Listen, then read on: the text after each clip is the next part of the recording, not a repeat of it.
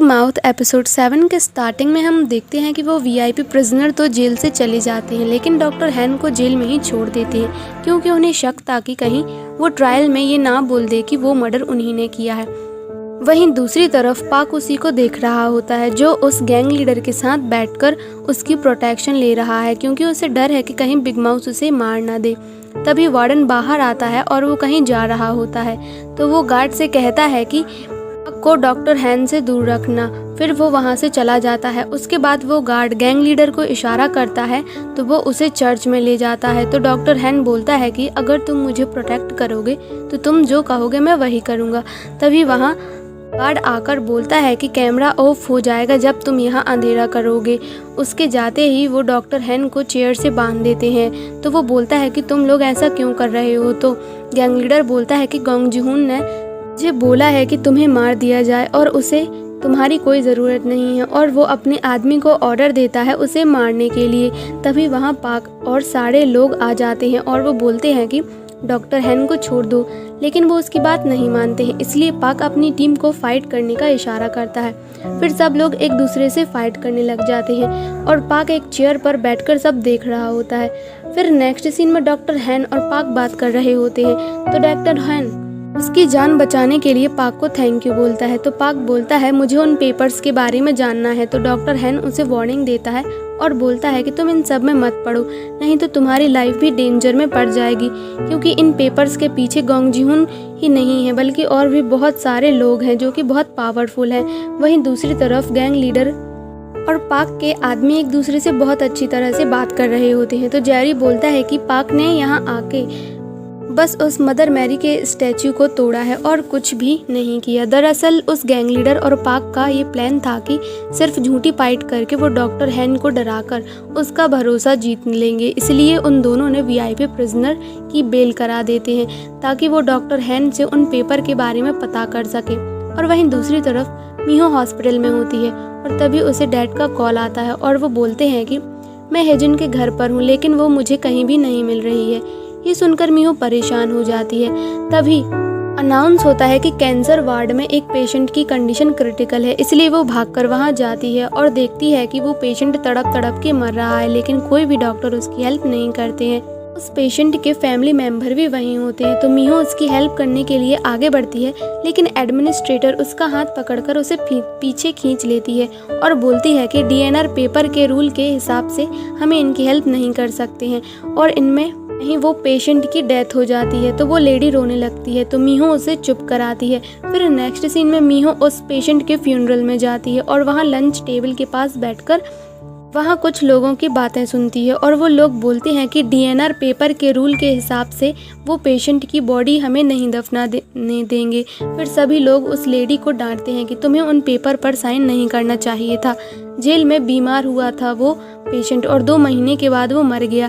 ये सुनकर मीहो बहुत ज़्यादा शॉक्ड हो जाती है और बाहर निकलकर डैड को कॉल करती है और उन्हें बताती है कि उन्होंने पेशेंट की बॉडी दफनाने के लिए नहीं दी है और उन्हें देने से मना कर दिया। फिर मीहो को एक आइडिया आता है और वो बोलती है कि उसका फ्रेंड फॉरेंसिक सर्वे में है ना, तो मैं एक काम करती हूँ, उस पेशेंट का ब्लड सैंपल लेकर उसे चेक करने दे दूंगी और पता करूंगी कि आखिर वो लोग क्या छुपा रहे हैं। फिर नेक्स्ट सीन में मीहो उस पेशेंट का ब्लड सैंपल लेने जाती है, लेकिन गार्ड उसे देख लेता है और वो किसी को कॉल करता है। फिर मीहो अंदर जाकर उसका ब्लड सैंपल लेकर आती है। तभी वहाँ उसके सामने डायरेक्टर, एडमिनिस्ट्रेटर और वो नर्स खड़ी होती है। डायरेक्टर गार्ड को ऑर्डर देती है कि इसकी अच्छी तरह से चेकिंग करो। तो गार्ड उसको अच्छे से चेक करता है, लेकिन उन्हें कुछ भी नहीं मिलता है।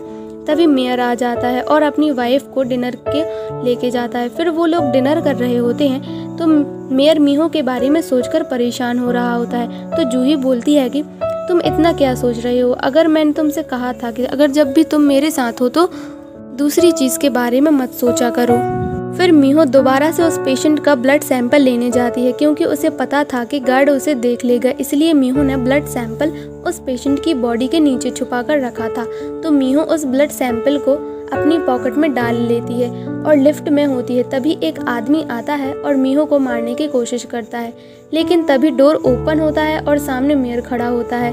फिर उस आदमी को पकड़ने की बहुत कोशिश करता है, लेकिन वो भाग जाता है। फिर मेयर वापस मीहो के पास जाता है और उससे पूछता है कि क्या तुम ठीक हो। तो मीहो बोलती है हाँ मैं ठीक हूँ, लेकिन तुम यहाँ क्या कर रहे हो? तो मेयर बोलता है मैंने तुम्हें लास्ट देखा था इसलिए मुझे तुम्हारी फिक्र हो रही थी। फिर मीहो ब्लड सैंपल चेक करती है तो वो में ही होते हैं और वो बोलती है कि इन ब्लड सैंपल से हमें पता चल जाएगा कि उन पेपर्स में क्या है। फिर मीहो और उसके डैड और मेयर ब्लड सैंपल लेकर फॉरेंसिक लैब में जाते हैं और मीहो बाहर आती है तो मेयर बोलता है कि रिजल्ट कब तक आएगा? तो मीहो बोलती है थोड़ा टाइम लगेगा लेकिन हमें पता चल जाएगा कि उन पेपर्स में क्या है और इस तरह इस मर्डर के केस को हम सॉल्व कर देंगे। तो मेयर बोलता है कि तुम्हें रिपोर्ट करना चाहिए कि किसी ने तुम पर अटैक किया था। तो मीहो बोलती है कि ब्लड रिपोर्ट आने से पहले मैं कुछ भी नहीं करना चाहती हूँ। तो मेयर उसे अपना ध्यान रखने को बोलता है और चला जाता है। फिर नेक्स्ट सीन में उस चर्च हॉल में हमें दूसरी मदर मैरी का स्टैचू आता है तो पाक बोलता है कि इसकी पेमेंट मैं खुद दूंगा। फिर पाक अंदर जाता है वो टैरोट कार्ड रखने के लिए क्योंकि वो बिग माउस को मैसेज देना चाहता था। फिर पाक ग्राउंड में सारे प्राइजनर्स को देख रहा होता है और सोचता है कि फाइनली वो बिग माउस उसके जाल में फंस जाएगा। फिर नेक्स्ट डे पाक टैरोट कार्ड को देखने जाता है लेकिन वो वहाँ नहीं होता है। फिर हमें पास्ट का सीन दिखाया जाता है कि प्रोसिक्यूटर ने पाक को एक बुक दी थी जिसमें एक फ़ोन था और वो मदर मैरी के स्टैचू के अंदर एक हिडन कैमरा भी है और उसमें एक USB भी है ताकि उस टाइम पर जो भी टैरोट कार्ड उठाने आएगा वो उसमें दिख जाएगा। फिर प्रेजेंट में पाक उस USB को स्टैचू से निकालकर अपने फ़ोन में देखता है और वो एकदम से बहुत ज़्यादा शॉक हो जाता है क्योंकि उस टैरोट कार्ड को उठाने वाला और कोई नहीं बल्कि उसका फ्रेंड जेरी है। तो पाक जेरी को बुलाता है और उससे बोलता है कि मैं बस तुम्हें 3 मौके दूंगा, तुम बस सच बता दो कि क्या तुम सच में बिग माउस हो। तो जेरी बोलता है ये आप क्या बोल रहे हैं? उसे याद आता है और वो बोलता है कि कहीं आप मुझे गलत तो नहीं समझ रहे हैं क्योंकि मैंने तुम्हारा टैरोट कार्ड उठाया था। मैं बहुत परेशान था कि तुम वहां जाकर आखिर उसमें क्या रखते हो। लेकिन पाक उसकी बात नहीं मानता है और उसे गुस्से से बोलता है यहाँ से चले जाओ। तो जेरी वहाँ से सैड होकर चला जाता है। फिर पाक दोबारा से वो वीडियो देखता है तो वो नोटिस करता है कि इसमें 30 मिनट की वीडियो डिलीट करी गई है। तभी मीहो का कॉल आता है तो मीहो बोलती है कि किसी ने मुझे फ्यूनरल फ्लावर भेजे हैं, इसमें टैरोट कार्ड भी है। पाक उसे बोलता है कि उसकी एक फ़ोटो क्लिक करके मुझे भेजो। तो मीहो उस फोटो को भेजती है तो पाक उसे देखता है कि उसमें लिखा होता है कि तुम बेवकूफ़ हो, ऐसा करने की सोचना भी मत। फिर पाक वहाँ से जा रहा होता है तभी वो जेरी को देखता है जो बहुत ज़्यादा सैड होता है। तो जेरी बोलता है कि क्या तुम बिग माउस नहीं हो? तो पाक उसे बोलता है कि तुम्हें इन सब से दूर रहना चाहिए। तो जेरी बोलता है मुझे अफसोस है कि तुम बिग माउस नहीं हो, तुम एक फेक हो। मैं बिग माउस बहुत बड़ा फ़ैन था और मैं तुम्हें बिग माउस समझता रहा क्योंकि मैं उसका एक बार ज़रूर देखना चाहता था और उससे मिलना चाहता था। तो पाक बोलता है मैं बिग माउस नहीं हूँ। ये सुनकर जेरी सैड हो जाता है। नेक्स्ट सीन में हम प्राइवेट मूवी थिएटर का सीन दिखाया जाता है जहाँ सारे इम्पोर्टेंट मेंबर्स होते हैं और वहाँ वो एल्डर भी होता है और उस मूवी में उन सभी के ग्रांड कि कैसे उन्होंने गुचियन सिटी के लिए मेहनत की है। तभी उस मूवी में एक फ़ोटो दिखाया जाता है, देखकर मेयर काफ़ी सैड हो जाता है। मूवी ख़त्म होने के बाद एल्डर सबको बोलता है कि तुम लोग यहाँ बैठे हो क्योंकि तुम्हारे ग्रैंड पेरेंट्स ने गुचियन सिटी के लिए बहुत मेहनत की है लेकिन तुमने इसके लिए कुछ भी नहीं किया है। मैंने इस सिटी के लिए बहुत कुछ किया है। इतना कहने के बाद फिर वो अपना पैर को दिखाता है और बोलता है कि मैंने इसके लिए अपना पैर भी तोड़वा लिया। फिर वो बोलता है कि इतना होने के बाद भी मैंने मेहनत की और इस पोजीशन पर पहुंचा हूँ। और आजकल जूही भी एल्डर के पास बहुत ज़्यादा रहती है क्योंकि वो चाहती है कि उसका हस्बैंड अब इस पोजीशन पर बैठे। ये सब सुनकर गोंग जी-हुन को बहुत गुस्सा आता है कि बिग माउस की वजह से उसकी सारी प्लानिंग ख़राब हो रही है क्योंकि उस पोजीशन पर गोंग जी-हुन आना चाहता था लेकिन ऐसा होता रहा तो मेयर इस पोजीशन पर आ जाएगा क्योंकि वो मेयर से जल रहा होता है। फिर एल्डर मेयर को इशारा करता है कि वो उसे व्हीलचेयर लेकर जाए। मेयर एल्डर की हेल्प करता है और वहाँ से चला जाता है। ये सब देखकर गोंग जी-हुन बिल्कुल भी नहीं लगता है क्योंकि वो ये चाहता था कि वो इस पोजीशन पर बैठे लेकिन अब उसे ऐसा लग रहा था कि मेयर ने एल्डर का ट्रस्ट जीत लिया है, इसलिए वो काफ़ी परेशान था और सब लोग उसे कह रहे थे कि एल्डर तुम पर अब ट्रस्ट नहीं करते हैं क्योंकि बिग माउस ने तुम्हें फूल बनाकर पैसे ले लिए थे। इसलिए वो बिग माउस से अपने पैसे वापस लेना चाहता था ताकि वो एल्डर का ट्रस्ट कर सके। वो भी इस पोजीशन के लायक है लेकिन एल्डर मेयर पर ज़्यादा ट्रस्ट करता था, इसलिए गोंग जी-हुन अपसेट है। तो प्रोसिक्यूटर से एक बैग दिखाकर बोलता है कि मेरे पास एक प्लान है। अगर बिग माउस तुम्हारे पैसे जेल से नहीं दे रहा है तो हम उसे बाहर निकालेंगे और उसे टॉर्चर करेंगे तो वो तुम्हें पैसे ज़रूर देगा। फिर नेक्स्ट सीन में लंच का टाइम हो गया था तो जेरी पार्क के पास ना बैठकर दूसरी टेबल पर बैठता है।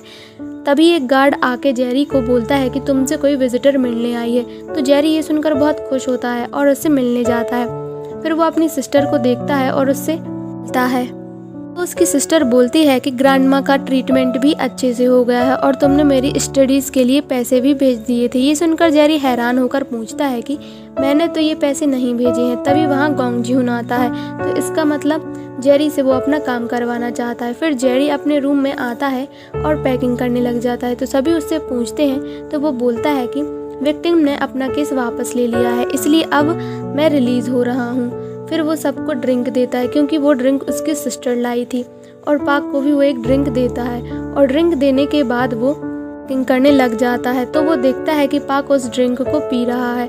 फिर जेरी जेल के बाहर आता है और वो सोचता है कि गोंग जी-हुन ने उसे क्या कहा था। फिर हमें उसका एक सीन दिखाया जाता है जहाँ गोंग जी-हुन उसे वही ड्रिंक देता है कि वो ये ड्रिंक पाक को दे दे।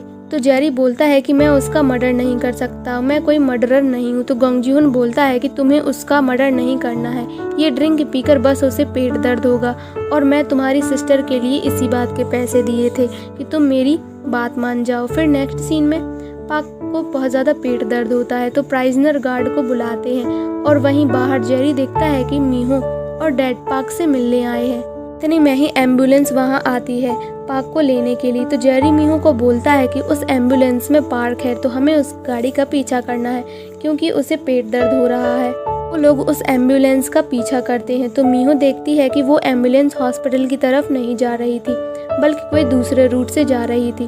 तो उसके डैड कार की स्पीड बढ़ाकर एम्बुलेंस के आगे कर देते हैं जिसकी वजह से एम्बुलेंस रुक जाती है। तो मीहो जल्दी से पाक के पास जाती है और गार्ड से बोलती है कि हमें जल्दी से हॉस्पिटल जाना होगा। फिर वो लोग उस हॉस्पिटल ले जाते हैं। फिर पाक एक रूम में कॉन्शियस होता है तभी वहाँ एक गार्ड आता है। पाक के फिंगरप्रिंट एक पेपर में ले लेता है और बाहर निकलकर वो पेपर गोंग जी-हुन को दे देता है जो कि एक बेल के पेपर होते हैं। फिर वहीं दूसरी तरफ मीहो के डैड गार्ड से बहस करते हैं क्योंकि वो उसे अंदर नहीं जाने देते हैं। तभी मीहो वहाँ आती है और गार्ड से कहती है उसे अंदर जाने देते हैं, उसे 10 मिनट्स का टाइम भी देते हैं। वो अंदर आती है तो पाक उठ जाता है तो मीहो उससे पूछती है कि क्या तुमने कुछ गलत खाया था क्योंकि तुम्हारा ब्लड सैंपल में ड्रग मिला है। तो पाक को याद आता है कि जेरी ने उसे एक ड्रिंक दिया था और उसका पेट दर्द हुआ था लेकिन वो उसे कुछ भी नहीं बताता है और उससे बोलता है कि तुम्हारे पास ज़्यादा टाइम नहीं है इसलिए कुछ और बात करते हैं। तो पाक उसे बोलता है कि क्या मैं दोबारा नॉर्मल लाइफ जी पाऊँगा जैसे मैं पहले जिया करता था। तो मीहो से बोलती है कि मुझे पता है कि तुम परेशान हो लेकिन टेंशन मत लो, सब ठीक हो जाएगा। ये कहकर वो उसे हक करती है लेकिन गार्ड उसे बोलता है कि टाइम खत्म हो गया है इसलिए अब तुम बाहर आ जाओ। पाक को वापस जेल लेके जाते हैं क्योंकि अब वो ठीक हो गया था लेकिन तभी पाक नोटिस करता है कि ये जेल जाने का रूट नहीं है इसलिए पाक अलर्ट हो जाता है और गार्ड उसे बेहोश करने की कोशिश करते हैं। तो पाक फाइट बैक करता है लेकिन वो उसे इंजेक्शन लगा देते हैं और पाक बेहोश हो जाता है। फिर वो कार एक हॉस्पिटल में रुकती है और एक आदमी उसे कैरी करके ले जा रहा होता है तो हमें पता चलता है कि पाक को एक मेंटल हॉस्पिटल टॉर्चर करने के लिए लाया गया था और यहीं पे एपिसोड एंड हो जाता है।